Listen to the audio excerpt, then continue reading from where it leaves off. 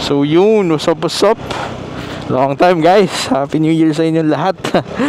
So ngayon, pupunta tayo kay 108 Apollo para magpa change oil. Bali gagamitin natin na oil is Gulf oil. Okay daw yun eh. Then yun, may discount kasi sa kila Apollo. Tapos yun, gagawin is change oil. Tapos magwawalit ako ng bola dito sa 12S natin. Bumili ako ng straight na 10 kasi templado to eh, 9 tsaka 13 eh. Then samahan niya ako.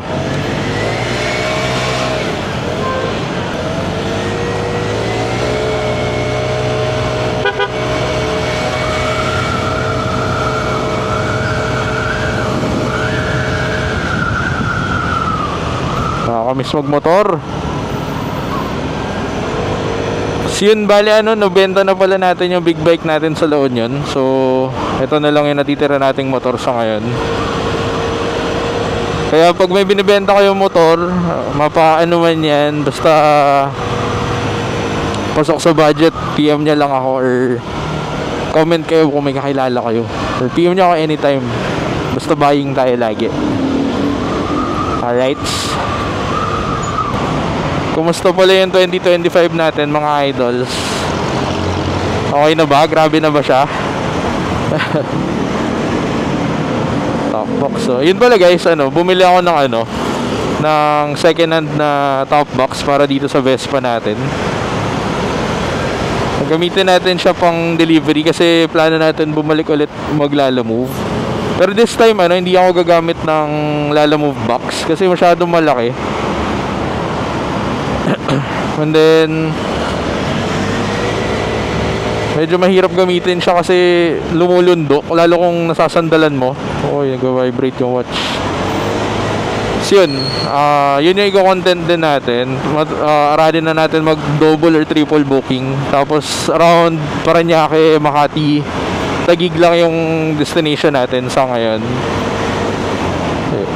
Ngayon hindi ko pa siya kinakabit kasi nire-ready ko muna yung sarili ko.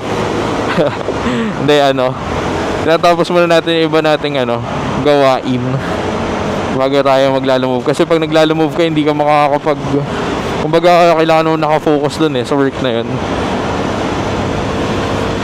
And then ba? Yun, yung top box, mukha siyang Rimowa, yung nabili natin. Sumura natin siya nabili with bracket na rin. Parang ngayon, pinapractice ko na rin mag-gloves na nagmamotor kasi hindi talaga ako sanay. Parang iba yung pakiramdam. Pero so far, unti-unti natin nasasanay. Tsaka para sa safety rin natin to eh. So ngayon pala ba nalaman natin kung kung magkano aabutin nitong PMS natin. Bali first PMS nitong unit natin ngayon bali palit ng palit oil, gear oil. Tapos ewan ko lang kung lilinisan na rin yung CVT nya. My current mileage na ngayon is 500. Tingnan natin.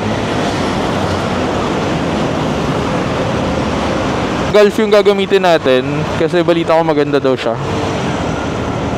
Tapos syempre factory oil pa yung gamit nitong unit natin kaya mas maganda mapalitan na rin.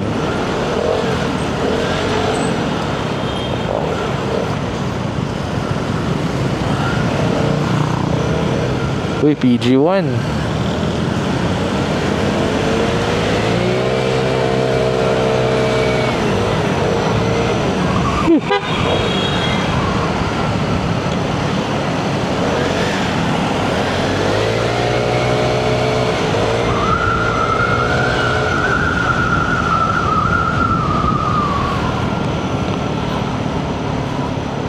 Dumi.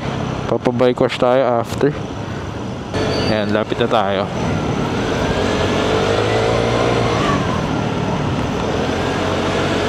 Siguro pag nilagay ko rin top box, mag-iiba yung pakiramdam ng ride. Ganun yung pansin ko sa iba kong ibang unit na may top box.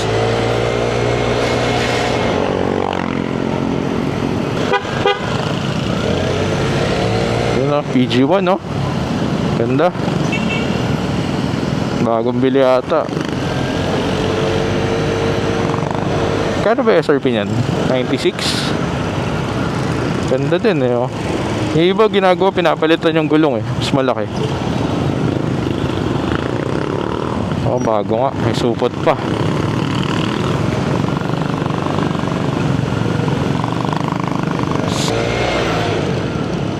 Ano ba? Sabi ko, yun yung pala tandaan ko ah.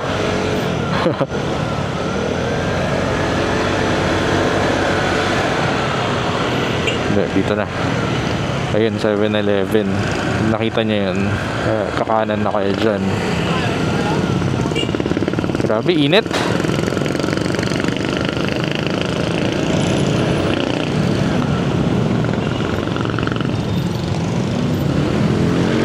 Peru Street.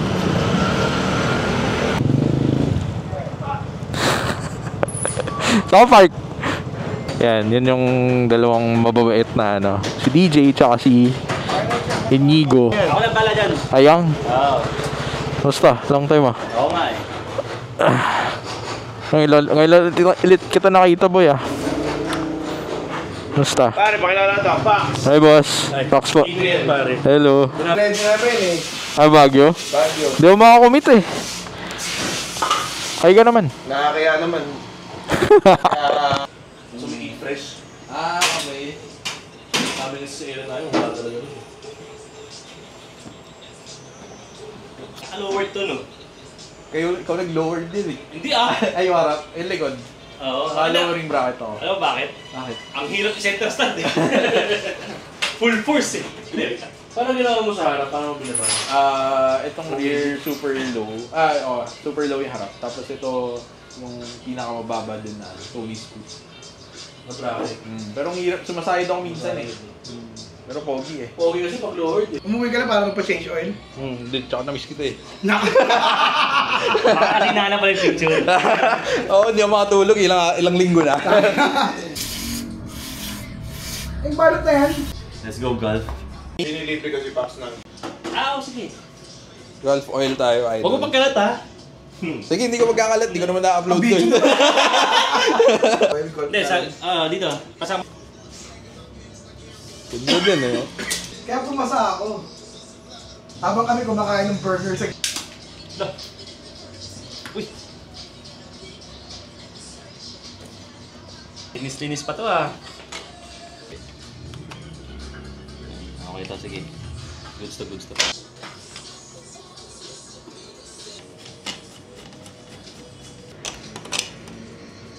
Sige mga bro. Bro, tuloy na ako.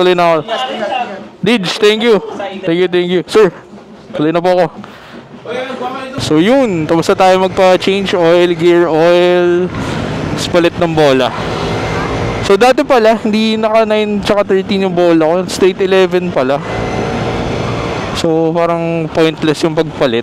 Pero nakita naman namin na medyo worn out na siya. Kasi second hand ko nabili yung variator ko. Kaya pinalitan ko na. Pero naka straight 10 na siya ngayon.